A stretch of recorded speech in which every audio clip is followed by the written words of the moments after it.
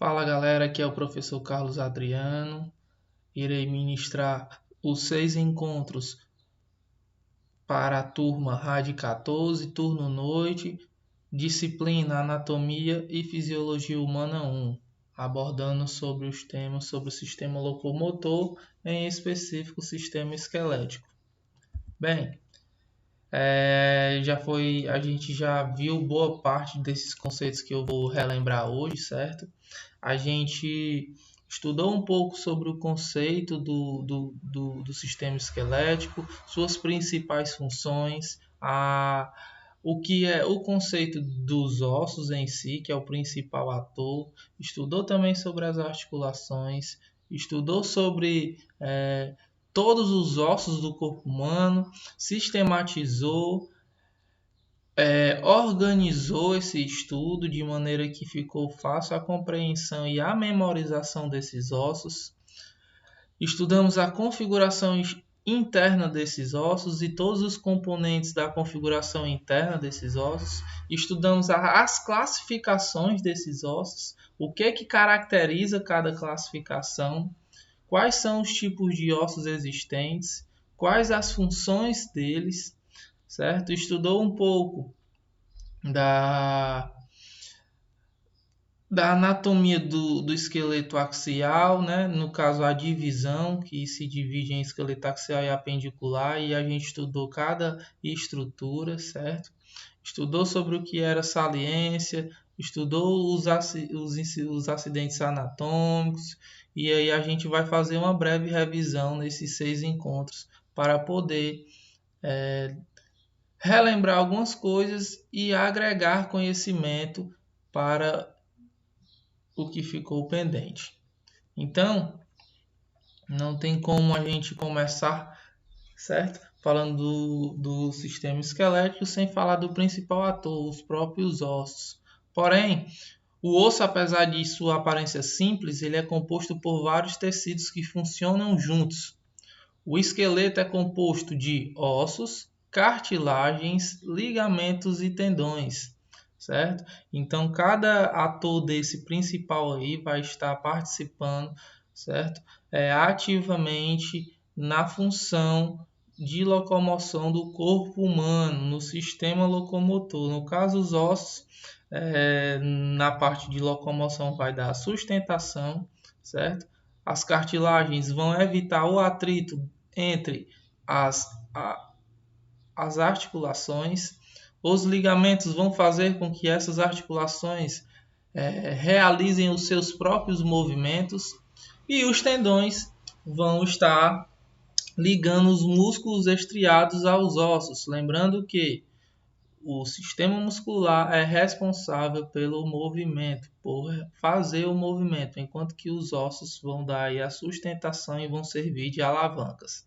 Então, a gente tem a osteologia, que é um ramo da anatomia que estuda a estrutura, a forma e o desenvolvimento desses ossos, de maneira que é um estudo aprofundado, microscópico, no qual se estuda toda a estrutura interna, todas as células existentes ali. Então, a gente tem por definição que os ossos são órgãos esbranquiçados, muito duros, certo?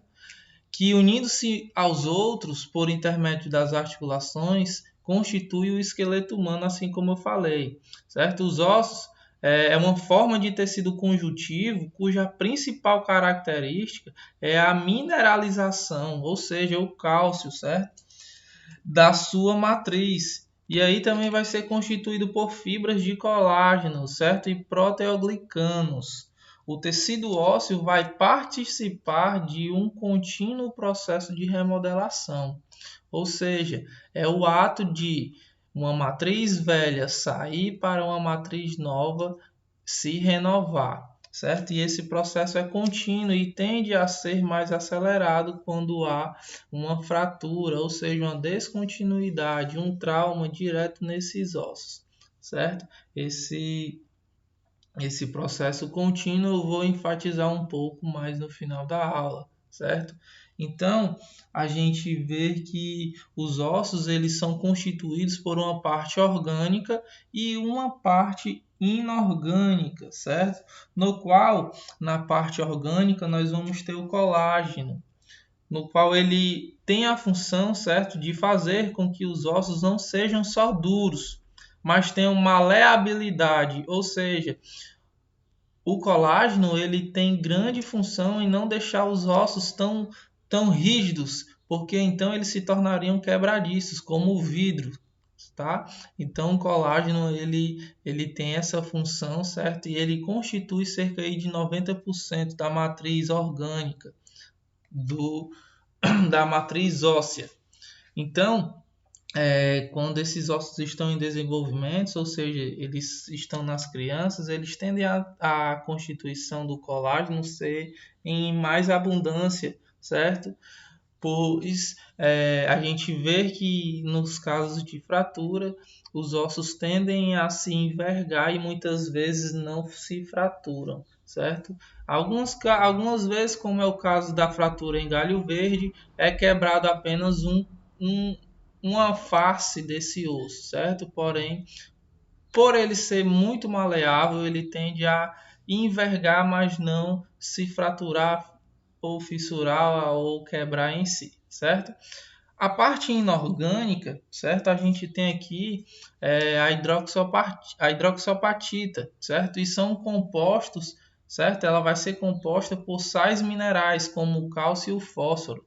E aí um atento, o cálcio e o fósforo, eles não estão nos ossos nas suas formas livres, ou seja, só em cálcio ou só em fósforo.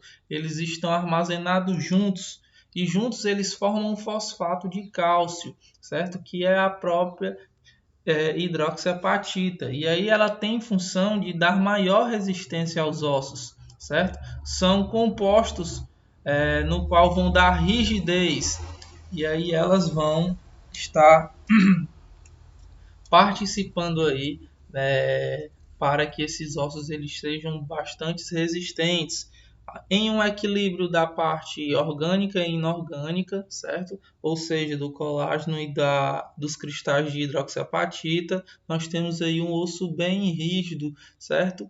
E então esse equilíbrio ele favorece para que os ossos cumpram o seu papel, no qual nós vamos falar mais na frente, que é proteção, tá? Então a gente aborda aqui, tá, que existe uma matriz inorgânica, ou seja, a matriz mineral e a matriz orgânica, tá? No qual nós vamos ter na matriz inorgânica o cálcio, o fósforo, o sódio, o potássio, o magnésio e o bicarbonato. Em contrapartida, na matriz orgânica, nós vamos ter as fibras de colágenos, as glicoproteínas e os proteoglicanos.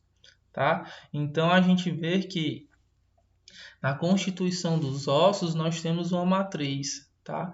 No qual essa matriz exige, dentre vários componentes existentes dentro delas, que nós temos um certo equilíbrio entre dois componentes principais. Então prestem atenção, a parte orgânica, certo? Ela vai dar a maleabilidade para que esse osso não seja quebradiço, não seja 100% rígido. Em contrapartida, a parte inorgânica vai estar contido aí os cristais de hidroxiapatita, que já vai dar a rigidez dos ossos aí, certo?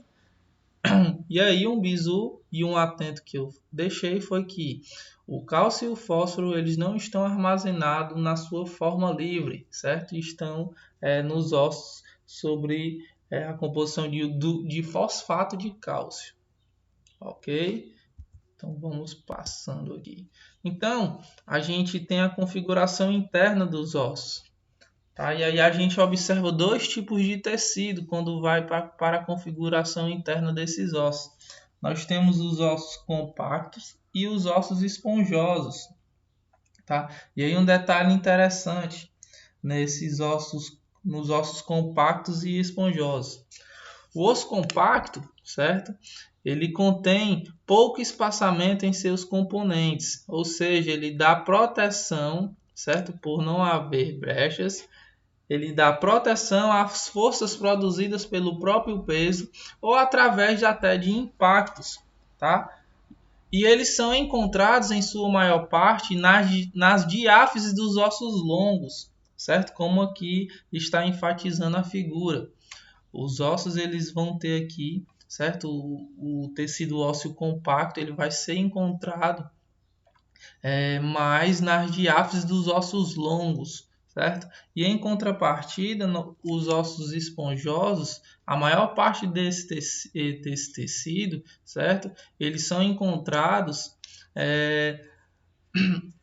nas epífises dos ossos longos e também nos ossos curtos, chatos e irregulares, ou seja, eles já possuem uma certa característica diferente, eles possuem umas trabéculas, um maior espaçamento, tá?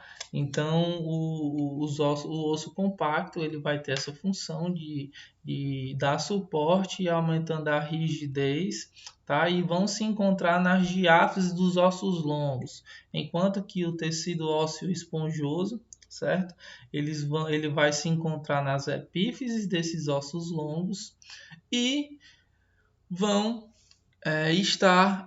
também vão ser encontrados e a sua maior parte vai ser em ossos curtos, chatos e irregulares.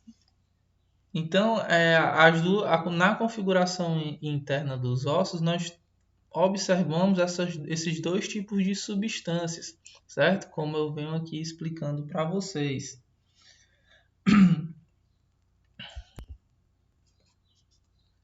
Então, a gente ainda pode encontrar alguns componentes, certo? Na configuração interna desses ossos, onde nós encontramos a priori os canais de Haveres, certo? E o que são esses canais de Haveres?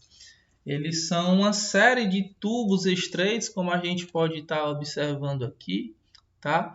São uma série de tubos estreitos que dentro dos ossos, certo? Eles vão aí e dentro deles, por eles vão passar aí, vasos sanguíneos, nervos e até células, certo? Ósseas. Então, os canais de Haveres eles vão ter essa função, tá? E eles são formados por lamelas concêntricas, certo? De fibras de colágeno, ok?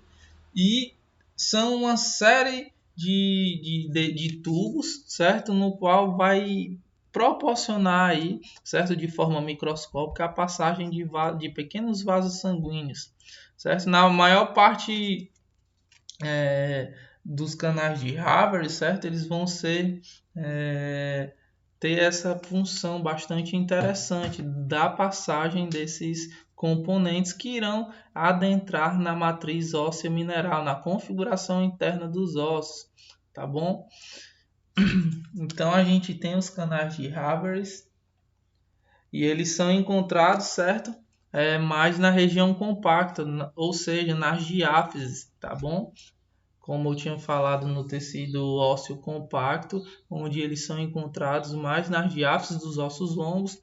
Então, os canais de Haveres são encontrados, certo? Eles são pré-existentes mais nas diáfises, ou seja, eles são um constituinte do tecido ósseo compacto.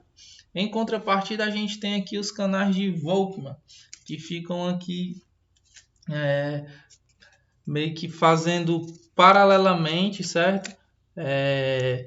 Perpendicular, certo? Aos canais de Haveres. E aí eles transportam pequenas artérias em todo o osso, certo? E eles não apresentam, diferentemente dos canais de Haveres, lamelas concêntricas, tá? Eles são canais, certo? Microscópicos encontrados já no tecido compacto, certo? No tecido esponjoso, e eles vão estar aí perpendicular aos canais de Haveres, como eu falei para vocês, como vocês podem observar. Aqui nós temos dois canais de Haveres e perpendicularmente nós temos aqui o canal de Volkmann, e por eles vão passar artérias, células e nervos, assim como eu tinha falado para vocês. Nós temos aqui na configuração interna, nós vamos ter um endósteo, certo? Que é a parte mais interna dos ossos, e o periósteo, certo? E aí o periósteo vai ser toda essa membrana que reveste o exterior dos ossos, tá bom? Nós vamos ter os canalículos e as lamelas que vão constituir, certo? Esses canais. E as trabéculas, certo? E as trabéculas vão ser a composição dos ossos esponjosos. Então, basicamente, nós temos aqui a composição da configuração interna dos ossos, certo? Vai ser constituída de trabéculas, e aí a gente viu que as trabéculas, certo? Possuem um certo espaçamento, que é o que caracteriza o tecido ósseo esponjoso. Nós temos aqui os canais de Havers e Volkmann, certo? E aí o canal de Volkmann é aquele mais perpendicular, e o canal de Haver ele é aquele que tem maior, e por ele vai passar aí pequenos vasos sanguíneos, células e nervos, certo? Que irão aí constituir. Um atento bastante interessante, certo, é que os ossos eles são formados por vários tecidos, certo? Tecido ósseo cartilaginoso, conjuntivo, denso, o epitelial, o adiposo e também o nervoso. Então eles passam, certo? Eles constituem toda essa formação aí dos ossos, tá bom? Se você estiver com caneta e papel, eu posso até repetir de forma mais pausada, tá? E a formação dos ossos, certo? Vai ser formado por vários tecidos, tá? Por tecido ósseo cartilaginoso, conjuntivo denso, vai ter também o epitelial, o adiposo e o nervoso, tá? Então, como vocês podem observar aqui está a composição da configuração interna desses ossos, certo? E a gente chega na função do sistema esquelético, tá? O sistema esquelético que possui funções importantíssimas para o organismo humano, tá? A gente tem aqui a primeira como sustentação, e como eu tinha falado para vocês, a sustentação é uma das funções essenciais para a locomoção do indivíduo, tá? Lembrando que ele vai dar somente sustentação, pois quem é responsável pelo movimento é o sistema muscular, tá bom? O sistema esquelético ele vai estar servindo aí de alavancas. Vai ter função também de proteção, tá? E aí, como é ilustrado aqui, esse órgão rígido aí, certo? Ele vai proteger órgãos vitais do corpo humano, como por exemplo o próprio cérebro, tá? O coração, os pulmões, certo? As costelas vão estar protegendo. Então, a priori, eles vão ter uma função de estar amenizando o impacto direto, certo? Nessas regiões que são hipersensíveis, tá bom? Então, o sistema esquelético ele tem essa função de proteção, de proteger órgãos vitais, principalmente ali na região do tórax, na região do crânio, tá bom? Então, a gente tem aqui a calota craniana protegendo todo o encéfalo, e no caso dos órgãos da caixa torácica, as costelas protegendo, tá? Então, eles têm função também de coparticipação na questão da locomoção, certo? Favorecendo aí a inserção dos músculos, certo? Tem função de produção de célula, que nós também chamamos de hematopoiese, ou seja, o sistema esquelético ele produz as células sanguíneas, tá bom? Nós vamos ver aí que na configuração dos ossos longos vai ocorrer aí, tem a medula óssea vermelha, certo? Que é a medula ativa, mas também nós vamos possuir uma medula inativa, que é a medula amarela, tá bom?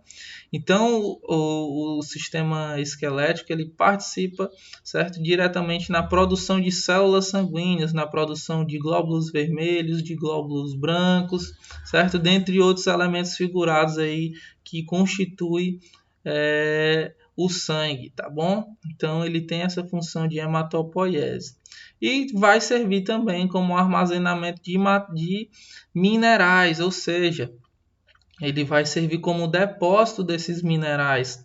E caso o organismo necessite, né, caso haja falta desses minerais no corpo humano, certo? O teu organismo ele entende que existe reservas e aí ele vai buscar nos ossos, tá? Então é uma função bastante interessante, principalmente quando a gente estuda a mecânica, o mecanismo de ação do cálcio, certo? E sabe da importância dele para funções vitais, até como o batimento cardíaco, certo?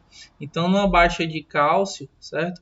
É, o, o teu coração, para ele não entrar em ficar batendo tão devagar ao ponto de ter uma parada cardíaca, certo? Por conta da deficiência de cálcio aí, certo? Ele vai buscar esses minerais no aonde está armazenado, e quem armazena são os ossos, certo? Do sistema esquelético.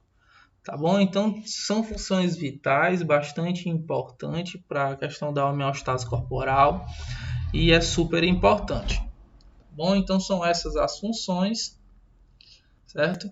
E aí a gente chega nas classificações dos ossos, certo? E aí existem características e de acordo com essas características nós classificamos em ossos longos, ossos curtos e vamos ter também ossos laminares, ossos alongados, os ossos pneumáticos, irregulares, sesamoides e suturais, tá? Então a gente tem aqui os ossos longos e o que caracteriza os ossos longos, tá? Os ossos longos, o que caracteriza eles é que seu comprimento é maior do que a sua largura, tá? Então, tenham atento também na questão dos ossos longos e eu vou explicar já já, tá? Então, os ossos longos ele tem um comprimento maior do que a largura. E um exemplo aqui, como vocês estão vendo, certo? É o fêmur, tá bom? Então, o fêmur é um exemplo, porém eu consigo te dar outro, tá? Como vocês podem estar observando aí, a gente também vai ter o rádio, a una, o próprio húmero, certo? A tíbia, a fíbula, porque a gente está observando que o seu comprimento é maior do que a sua largura, certo? Então, molezinha. Em contrapartida, nós temos, certo? Os ossos curtos, tá? E aí ele vai ter o que vai caracterizar os ossos curtos é que ele vai ter aqui um tamanho meio que achatado, tá? E aí voltando um pouco aqui para os ossos longos, vale salientar que os ossos longos eles vão possuir estruturas, como é o exemplo do fêmur aqui, ele vai possuir uma epífise, certo? E aí uma epífise proximal e uma epífise distal. Ele vai possuir uma metáfise, certo? Que faz a transição da diáfise, que é o meio do osso, certo? Aqui, a parte aqui que vai ficar entre a parte proximal e distal, o corpo, né? Propriamente dito. Então, nós vamos ter uma metáfise distal e uma metáfise proximal, e nós vamos ter a diáfise aqui, certo? Então, são essas as estruturas que compõem aí os ossos longos, certo?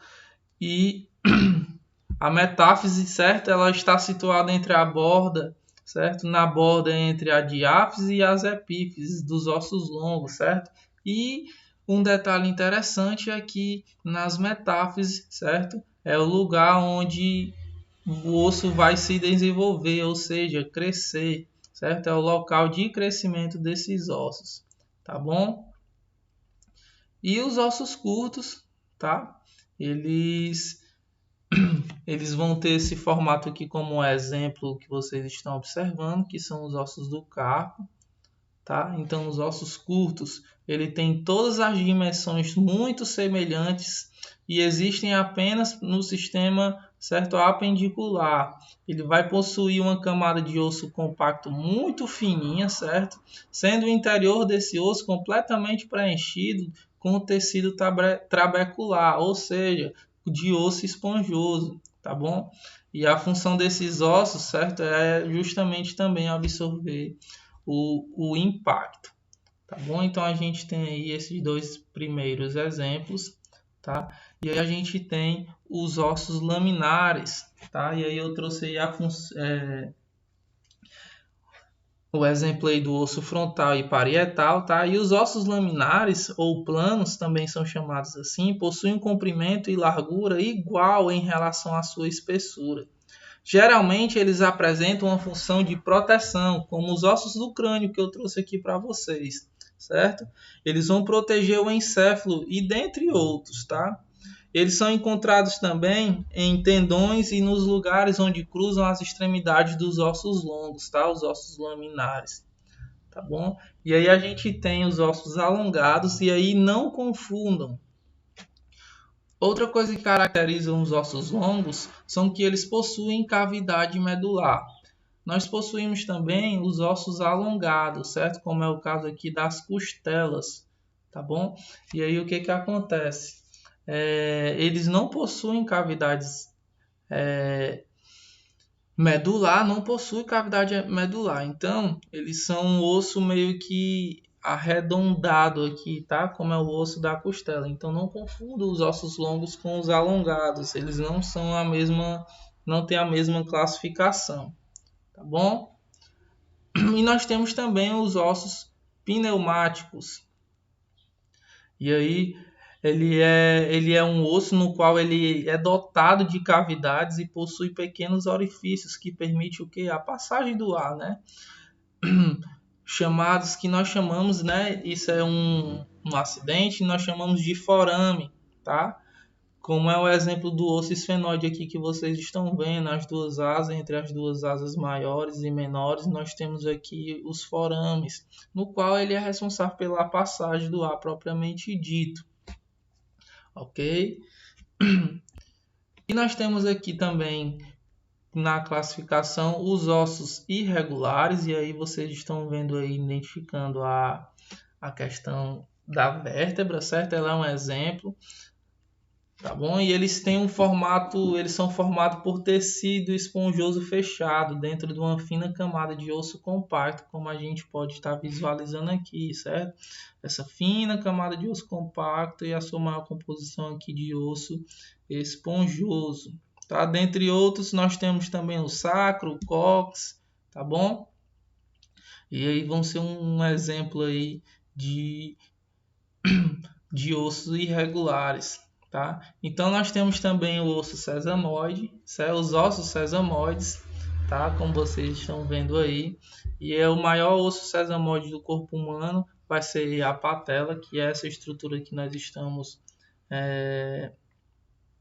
visualizando, e os ossos sesamoides são pequenos nódulos ossificados inseridos nos tendões, que lhes fornecem apoio, certo? Assim como a gente pode visualizar na mecânica da articulação do joelho, certo? Eles vão fornecer aí um apoio extra e reduzir a pressão sobre o restante dos tecidos. A gente sabe que a carga no joelho, certo, é muito intensa, então o osso sesamoide ele não está ali aleatoriamente, não, ele tem um propósito, certo? Que é justamente fornecer um apoio extra à articulação do joelho e reduzir a pressão sobre o restante dos tecidos, tá bom? Existem vários ossos sesamoides no corpo humano, em vários locais do corpo, na palma da mão ou então na base dos, dos dedos dos pés, dos pododátilos, certo? Ok? E aí nós temos os ossos suturais, certo? Os ossos suturais, eles, como vocês estão vendo na vista posterior do crânio aqui, tá? Nós vamos ter também os intrasuturais, certo? E aí são ossos supranumerares que eles ocorrem nas suturas do crânio. São ossos irregulares e isolados que aparecem dos centros de ossificação usuais do crânio, como a gente está visualizando aqui a protuberância occipital externa e pode estar observando que são os ossos suturais, ok? Então são essas as classificações, certo? A gente viu que cada classificação dessa aqui possui uma característica em específico, como vocês estão visualizando, tá? E vale a pena estar vendo outros exemplos, certo? Pois não possuem somente esses, tá? E cada um possui uma função específica, tá bom? Então a gente tem aqui a classificação dos ossos e entra na questão do processo de remodelação óssea. Bem, como eu tinha falado para vocês, tá? Nós possuímos células ósseas, certo? E elas vão ser responsáveis justamente por fazer a degradação da matriz óssea velha e sintetização da matriz nova, e possuem atores principais que vão estar atuando diretamente, certo?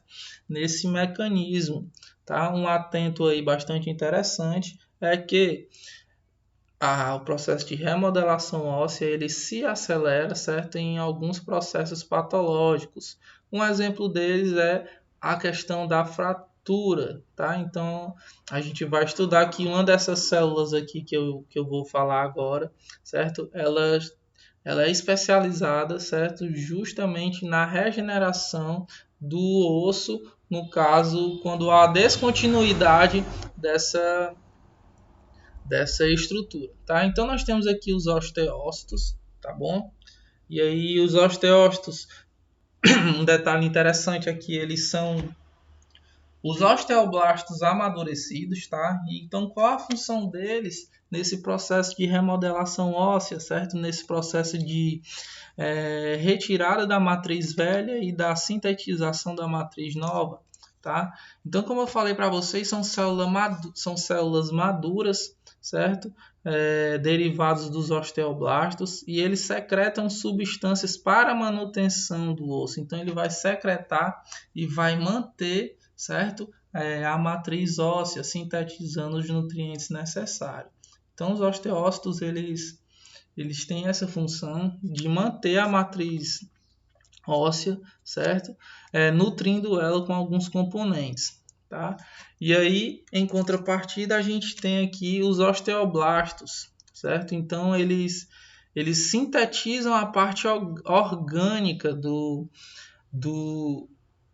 da matriz óssea, certo? Como o colágeno tipo 1, certo? E aí ele vai participar diretamente da mineralização da matriz, ou seja, da questão do cálcio, dentre outros componentes aí da parte orgânica que eu falei anteriormente para vocês.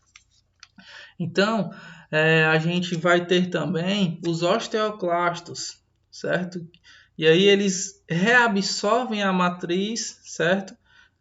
A matriz velha, eles absorvem o tecido ósseo velho, tá?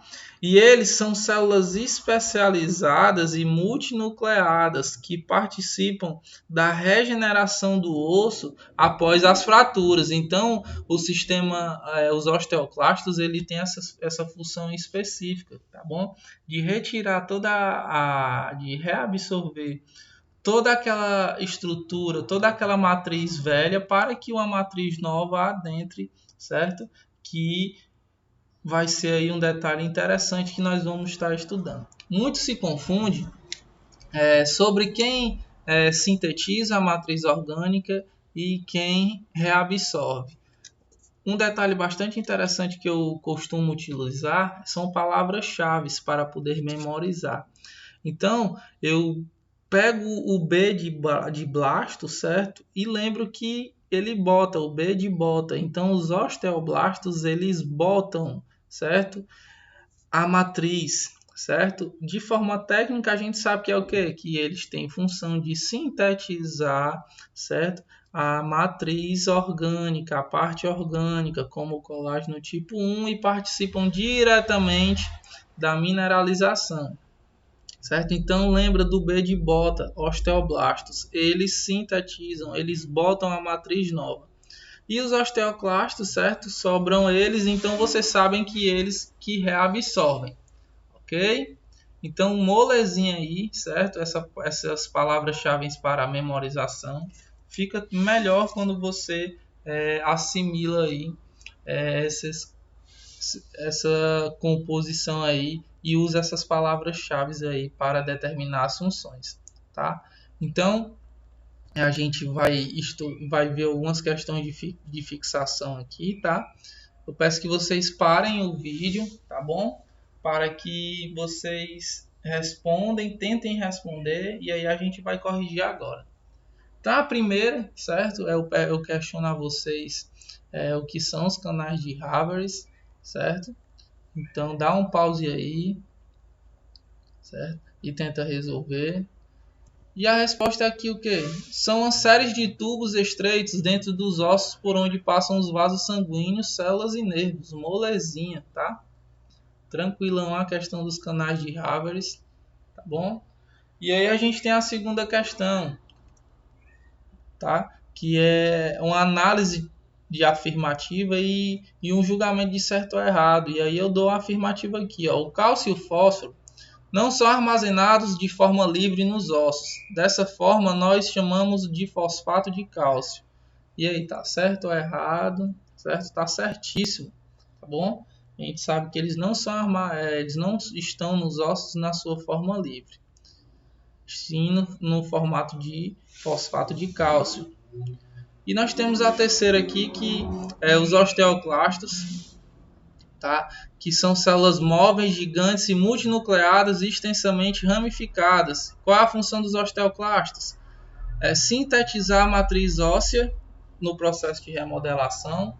Nós lembramos que quem coloca, né, B de bota, né? Então, osteoblastos. Então, essa afirmativa está incorreta, está errado, tá? E a número 4, certo? É que fala sobre a questão da hidroxiapatita, que é responsável para dar maior resistência aos ossos. Então está corretíssima também, tá bom? Então muito se cai sobre essas afirmativas aí em concursos, tá? Então se atentem, tá? Então a gente fica por aqui nessa primeira aula introdutória, no qual a gente ficou revisando alguns conceitos, tá bom? Então até a próxima, e na próxima a gente utiliza já o aplicativo e começa a falar das divisões, dentre outros componentes. Então um abraço, fiquem com Deus.